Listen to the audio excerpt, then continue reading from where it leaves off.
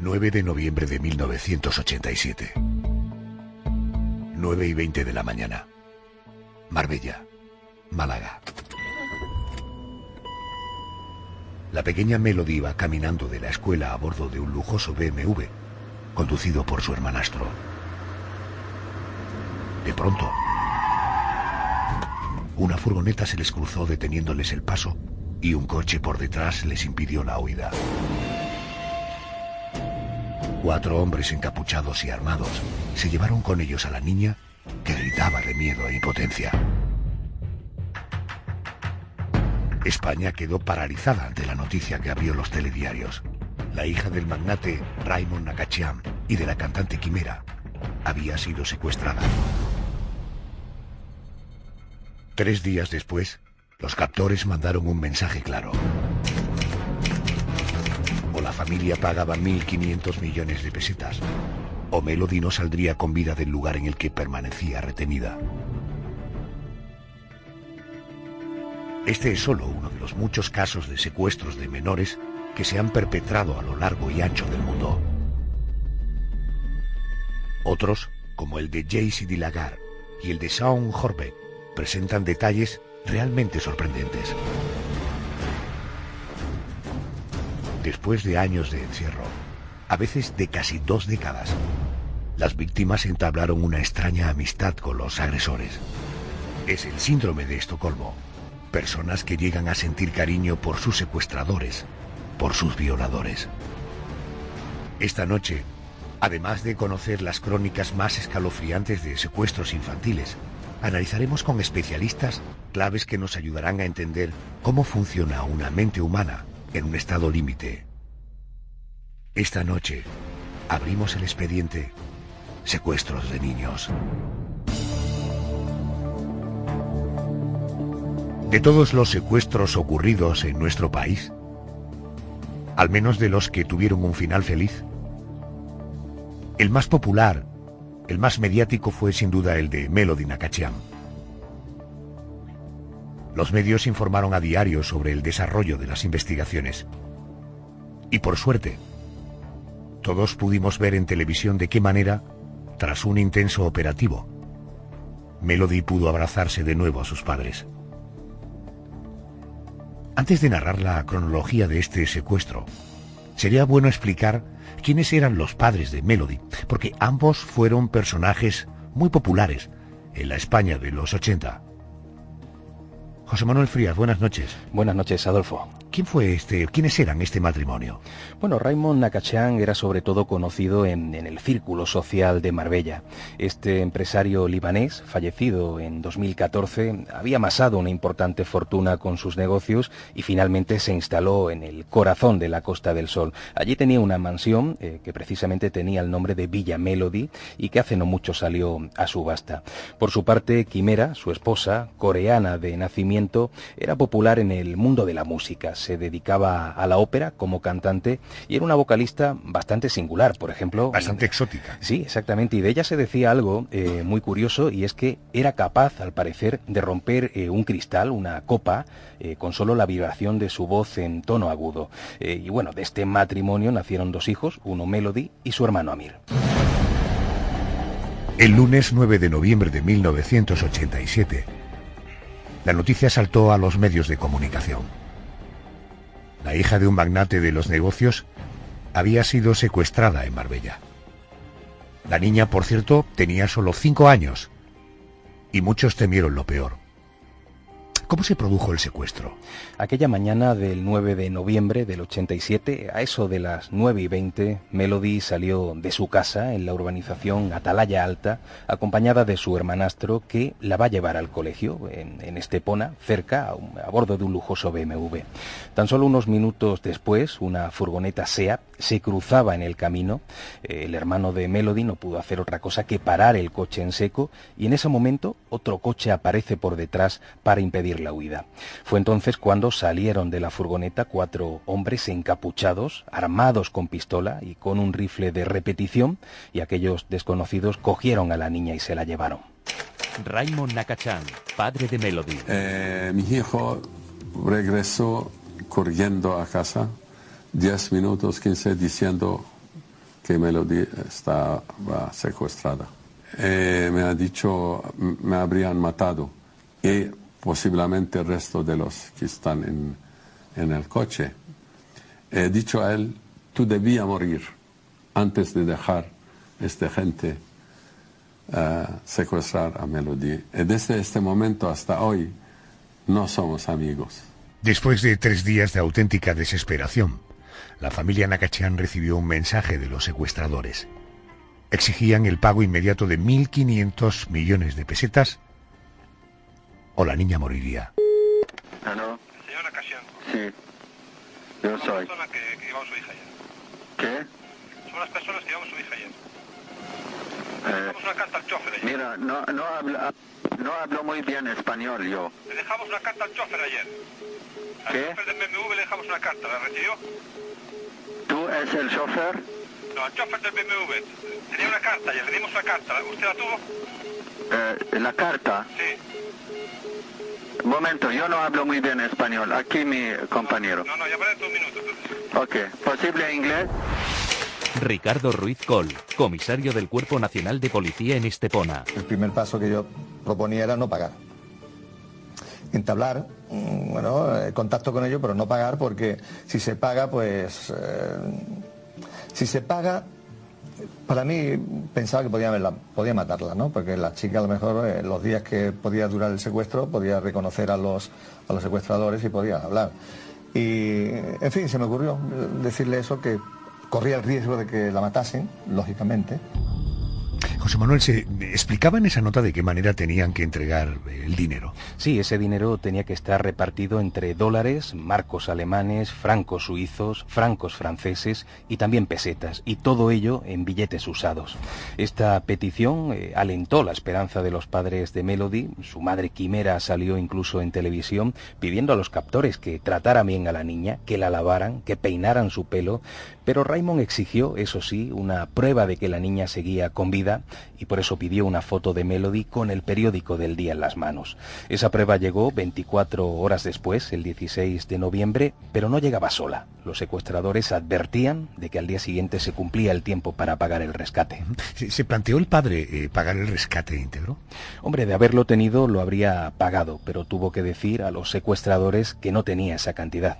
Mira, yo no tengo, posible dar, no importa qué cosa, mi casa, mi coches, mi vida, solamente no tengo, mira. No, pero pare de hablar o poner dinero a los demás y hablar... Sí, mira, yo en periódico para ayuda para mí, mira, para ahora tengo imposible, no tengo todos los millones, posiblemente. Yo le llamaré otra vez. Ok, mira, la niña buena. Está bien, sí. ¿Seguro? No, seguro está bien. Finalmente, los delincuentes rebajaron el rescate a unos 500 millones de pesetas, y si no se pagó fue porque el caso se resolvió antes. Solo unos días después, los padres recibieron una de las coletas de Melody y una grabación en la que la niña decía: Te quiero ver, papá. Papá, te quiero ver, es muy triste. Quiero ver mi hermanito chico. Por suerte, el 20 de noviembre, después de 11 días de secuestro, Melody era rescatada. José Manuel, ¿cómo se desarrolló el operativo? Para entonces la investigación, mantenida en total secreto, parece que había avanzado bastante. El día 20 de noviembre, la Brigada de Delincuencia Internacional y los GEO irrumpieron en un apartamento del pueblo gaditano de Guadiaro, volando la puerta con explosivos. Fueron necesarios algunos disparos para disuadir a los secuestradores, pero finalmente lograron rescatar a Melody. Hubo varios detenidos, algunos de ellos colaboradores malagueños, pero la trama estaba gestada por el francés Jean-Pierre Santoul y otros delincuentes extranjeros. Inmediatamente después de esa intervención policial, Melody fue atendida por un médico y al instante dieron la feliz noticia a sus padres. La niña había sido liberada. Este fue el comunicado de la familia. En nombre de mi esposa y en mi propio nombre, dar las gracias a la policía española por todos los esfuerzos que ha desplegado para salvar a nuestra pequeña Melody. Día y noche han compartido con nosotros esta pesadilla, entregándose sin cesar, durmiendo las escasas horas necesarias para reponer las fuerzas. olvidándose de toda gloria personal o profesional, han trabajado con todo su corazón como si fuesen miembros de nuestra familia, a la que pertenecen para siempre. Queremos también dar las gracias a todo el pueblo español, a las niñas de Barcelona, Bilbao o Sevilla, que nos llamaron pidiendo la dirección donde enviar sus ahorros para librar a Melody. Una vez más les damos las gracias desde lo más profundo de nuestro corazón. Decías hace un momento que la investigación ya estaba avanzada desde días antes de la liberación. ¿Se siguieron pistas muy concretas? Sí, y además una fue absolutamente clave, la cartera que se le cayó a uno de los secuestradores mientras hacía ejercicio en la calle. Parece que una señora la encontró y vio que dentro había una nota que decía: estamos cansados de negociar, dejaremos de alimentar a Melody si no cumplen nuestros requisitos. Pues bien, esa billetera y esa nota fueron entregadas a la policía y es en ese momento cuando ponen el punto de mira en uno de los cabecillas de la banda, Jean-Louis Camerini, un delincuente peligroso que además estaba en busca y captura por haberse fugado de una prisión en Francia. El resto fue relativamente sencillo y se tradujo en el rescate de Melody y en la entrada en prisión de buena parte de los implicados. Hace algunos meses hablábamos del protocolo a seguir por parte de las autoridades ante un secuestro. Hoy queremos retomar el asunto para saber qué métodos se ponen en práctica cuando la víctima del rapto es un niño. Nadie mejor para hablarnos de este asunto que el divulgador Juan Antonio O'Donnell, inspector jefe de la Policía Nacional y un rostro muy conocido en la tele. Juan Antonio, buenas noches y como siempre, gracias por atendernos. Hola, buenas noches, encantado. En el proceso de rescate de un niño raptado, ¿entra también en juego la figura del negociador? ¿Puede entrar en juego la figura del negociador? Efectivamente, hace ya algunos años que la UDEF Central dispone de la sección de secuestros y extorsiones de la Policía Nacional y allí pues se integra el grupo de investigación y el equipo nacional de negociación, compuesto también por inspectores que tienen el título de negociador policial. Uh-huh. Y cuando se produce un secuestro, hablemos de secuestros de niños, que es el expediente que abrimos hoy, claro, los buenos, la policía, tiene que saber manejar y gestionar el nerviosismo por parte de los padres, la posibilidad de que no avisen a la policía, de que intenten pagar el rescate directamente. ¿Cuánto de positivo o de negativo hay en estas aptitudes? Bueno, es evidente que a los padres no se les escapa el hecho cierto de que confiar en esas personas que son delincuentes pues es siempre un error. El nerviosismo que a veces puede acompañar a esa primera toma de decisión es pasajero, porque finalmente el sentido común se impone y yo diría que el 99,9% de los casos esos padres denuncian. Otra cosa es que eso trascienda de momento o se haga un uso prudente de esa denuncia hasta el tanto que los propios secuestradores no lleguen a sospechar que la policía está detrás de esas primeras conversaciones. Uh-huh. Normalmente, generalmente, estadísticamente, pagar el rescate es garantía de liberación de la víctima. Bueno, ante todo a mí me gustaría centrar el tema en España. Tenemos que tener en cuenta que el secuestro de menores en España, si hacemos abstracción de casos muy puntuales como fue el de Melody, o como los secuestros parentales, que sabemos que es una modalidad que, bueno, se da con frecuencia, pero es un padre o una madre la que tira del menor, por decirlo de una forma coloquial. Salvo esos casos, en nuestro entorno el secuestro es muy extraño, muy poco frecuente, hablando de menores y hablando de lo que se sabe. Por lo tanto, no podemos hablar ni siquiera de una estadística. Lo que sí yo estoy convencido es que no existe un perfil concreto. Se me viene a la memoria lo que ha ocurrido en México con una súbdita española, que por lo visto la inexperiencia de esos secuestradores fue lo que les llevó a asfixiarla. Es decir, que en España no hay tradición, por decirlo de alguna manera para que se me entienda, de este tipo de delitos. Secuestro de menores con petición de rescate. Juan Antonio O'Donnell hablaba del asesinato de la sobrina de Ángel Villar. Correcto. Juan Antonio, estamos ya en el momento en que la policía sabe dónde está el secuestrado, va a haber una intervención policial. El hecho de que el secuestrado sea un crío, sea un menor, ¿esto hace que se tengan especiales precauciones? ¿Hay medidas particulares, singulares, por ser un niño el que está en medio de este enredo? como vosotros habéis relatado muy bien, la intervención en el caso de Melody se hizo con todas esas cautelas. Tengamos en cuenta que España y todos los países de nuestro entorno, felizmente, cuentan con una élite de policías de intervenciones, de operaciones muy especiales, que son los GEO, y precisamente estos compañeros, estos policías, están todo el día, toda su jornada laboral consiste en entrenar todo tipo de recursos frente a todo tipo de situaciones.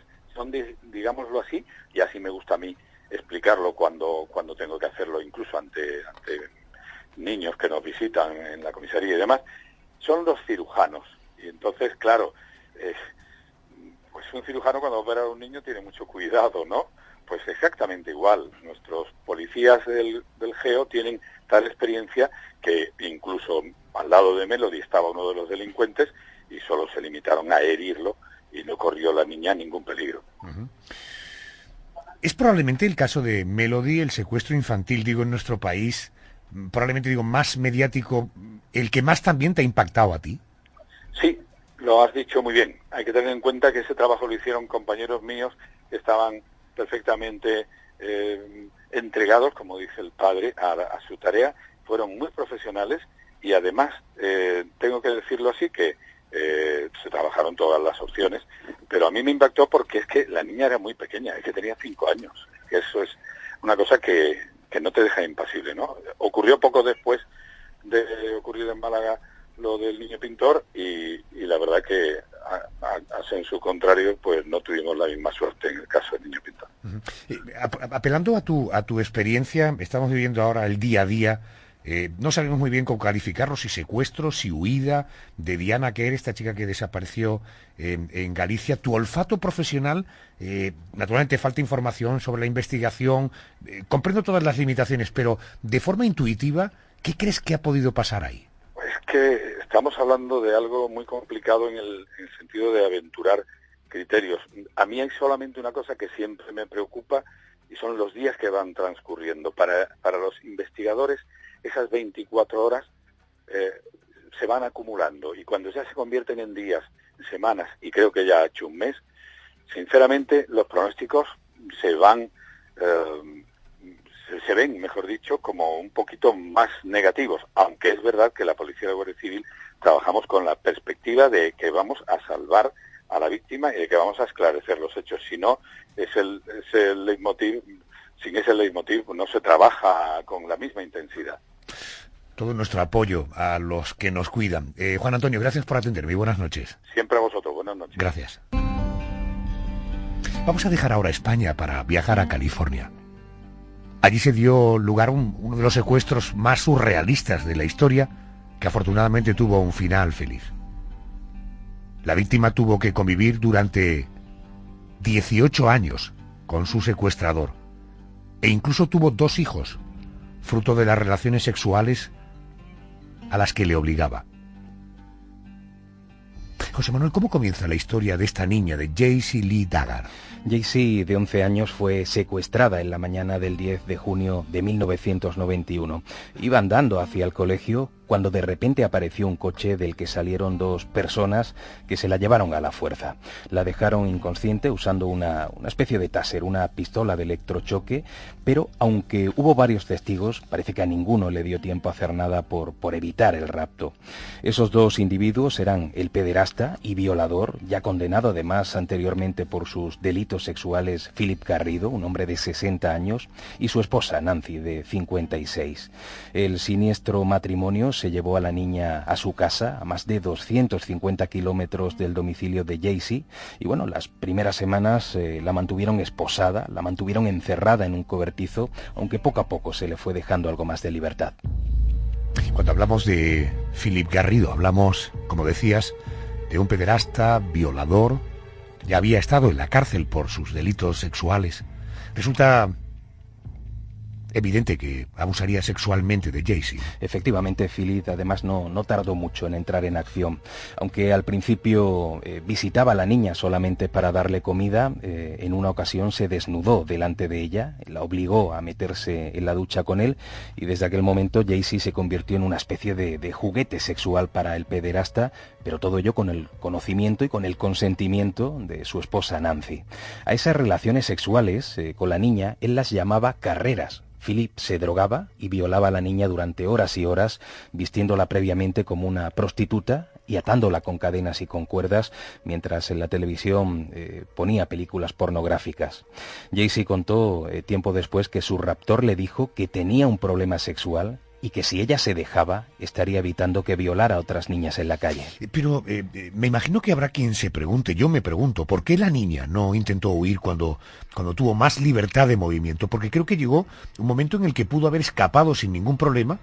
Hablamos de 18 años de convivencia con su secuestrador. Sí, pero los especialistas parece que encuentran una razón que está además bien definida en el campo de la psicología. Philip logró hacer creer a Jaycee que era su salvador, una especie de héroe que en realidad la violaba y la mantenía en casa, pero porque la quería mucho. Era tal el trauma de la niña al verse alejada de su familia que se aferró a Philip pues casi como si fuera su padre, o incluso un poquito más tarde como si fuera su marido. El pederasta además, más allá de mantener relaciones sexuales con ella, es cierto que le hablaba cariñosamente, la acariciaba, le hacía regalos, y de hecho era la única persona a la que veía y con la que hablaba. Y así fue poco a poco como esa manipulación fue surtiendo efecto, y Jaycee se convenció de que el mundo era un lugar terrible. Yo creo que por eso colaboró para no ser vista ni oída por nadie. Y cuando tiempo después salía incluso a pasear con sus secuestradores, ella se hacía pasar por una vecina. 3 años después, nació la primera hija de Jaycee. Naturalmente fruto de las relaciones con Philip, con su secuestrador, con el violador. Era agosto de 1994. La víctima ya era una adolescente de 14 años.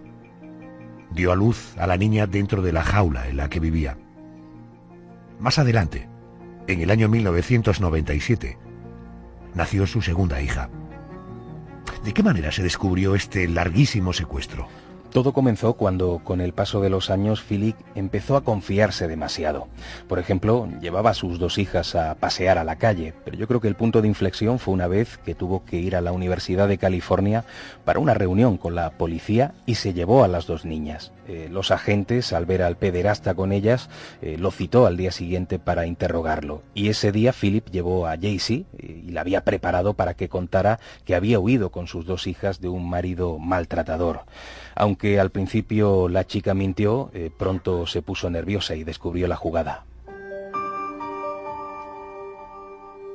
Philip y Nancy, el matrimonio, fueron arrestados y condenados.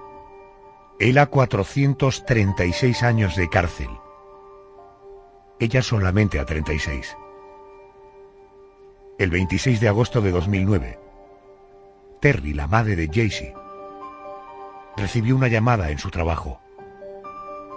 Una voz dijo al otro lado del teléfono: «Mamá, soy yo. Estoy bien». Terminaron así 18 años de esclavitud sexual. Una historia que ha quedado plasmada en el libro Una vida robada, escrito por la propia víctima. Ante esa extraña relación que a veces se crea entre un secuestrador y su víctima, ante esa curiosa lealtad que la víctima parece demostrar con el paso del tiempo, los psicólogos y especialistas utilizan el término síndrome de Estocolmo. Hoy queremos conocer algo más de esa reacción psicológica de algunas personas ante su agresor, y para ello hemos invitado al psicólogo y divulgador Guillermo Fauce. Buenas noches y bienvenido a COPE. Hola, buenas noches, muchas gracias.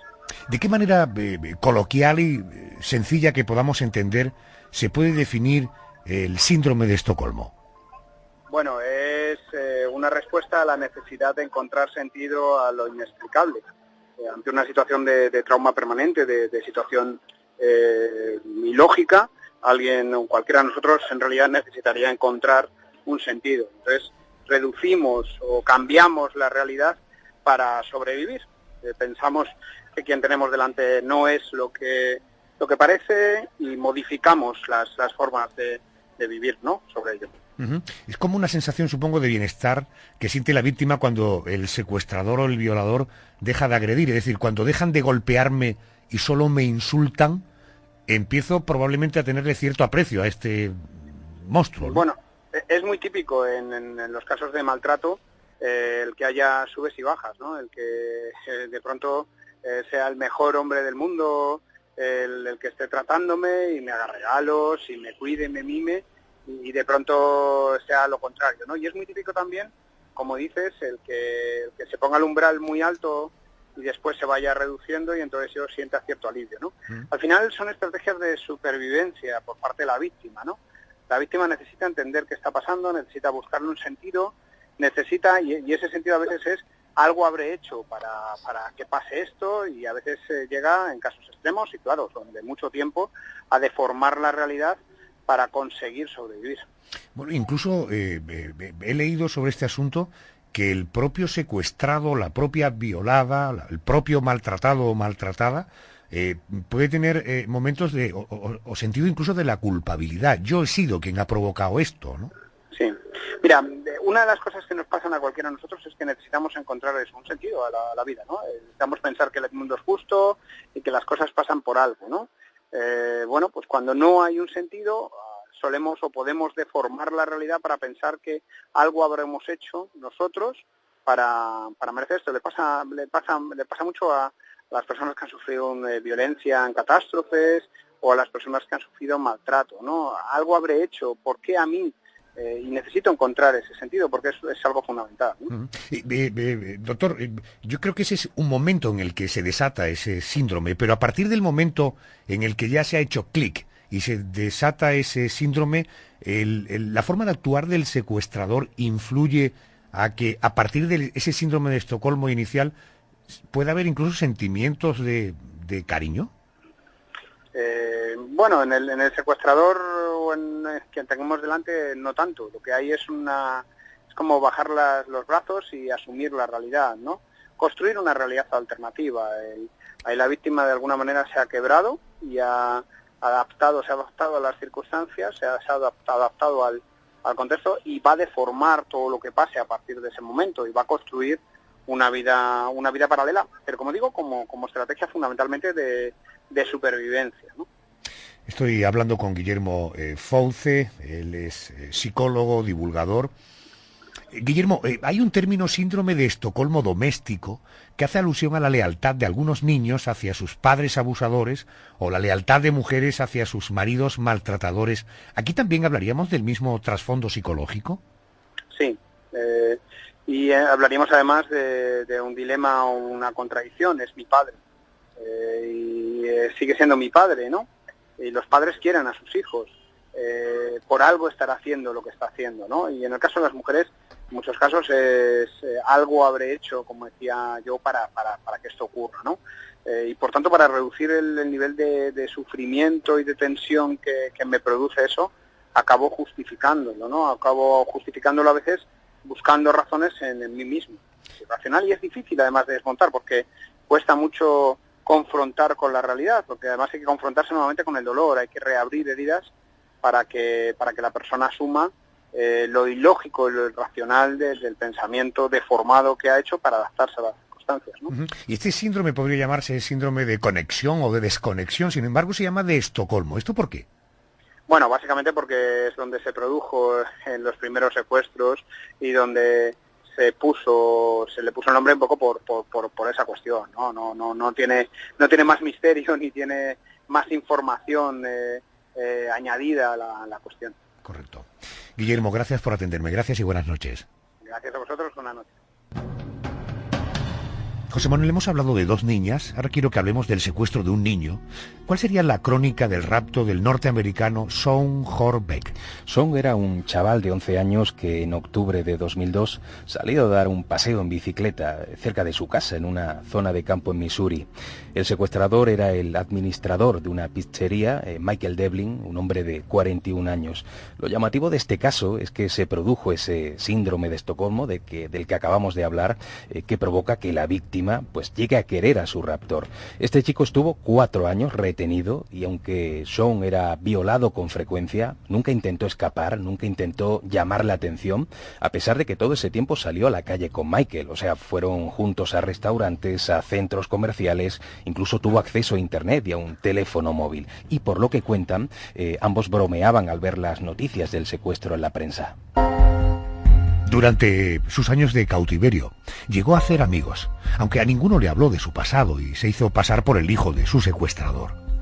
Los investigadores desconocen el método de presión psicológica de Michael Devlin hacia su víctima.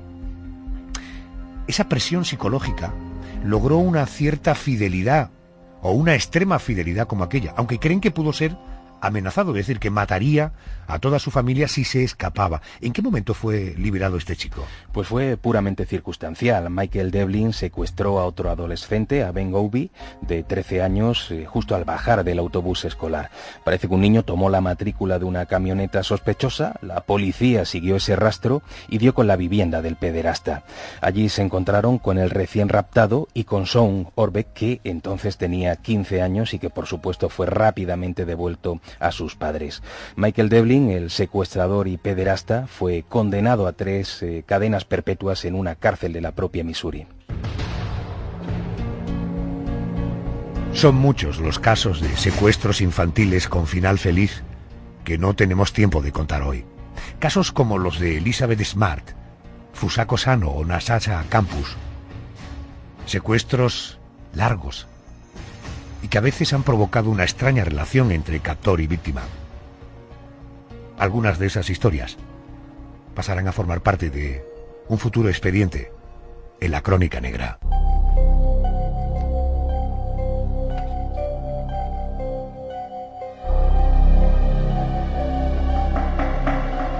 José Manuel Frías, nos encontramos la semana que viene. Gracias. Gracias, buenas noches.